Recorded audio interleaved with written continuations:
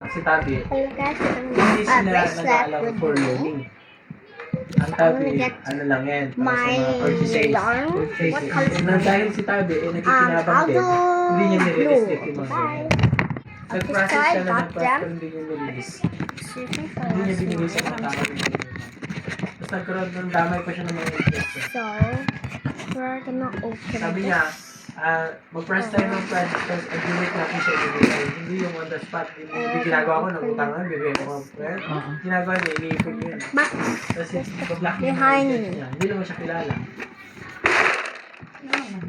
What's wrong should I do? Let's do. Kasi, I will do this one. Iwala sila masyado. Yung Pinay mo daw yun, nag-ano daw siya, bigay lang siya ng interest na 5%. Okay. Kung iisipin ko, yung 5% So, yun, I'm gonna show you parang pasok na yung percentage na kinukuha niya doon sa owner. Doon sa partner. Sa amin, hindi, ang percentage ni Tabi, more than 8%. Ano sa 5% na binigay ni... Sa inyo? Let's get. Yun ang kinukuha niya sa amin. I'm gonna do. Yung mga charges, tapos may Tayo, mga... magkano? 10, 15, gano'n. Let's do Kung this. magkano yung matira doon sa ano niya, kung magkano yung matitira doon sa ano niya, pero makakalabas naman ako doon. Hindi naman kami bibigay ng percentage na hindi kami lumalabas. Kaso yun nga lang, dito kami nagkatalo ngayon yung kinuha niya sa There we amin. go.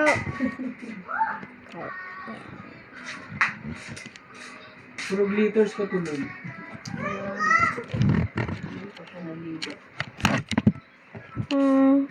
Mag-live stream ka kaya no?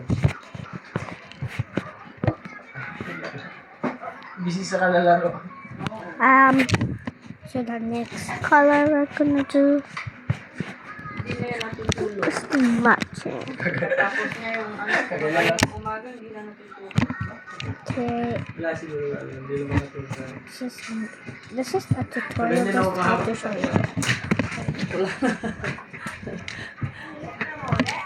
Natunganga ka? Balik na siya. Oo. Ay, hanya mo, no? Maniya na mare.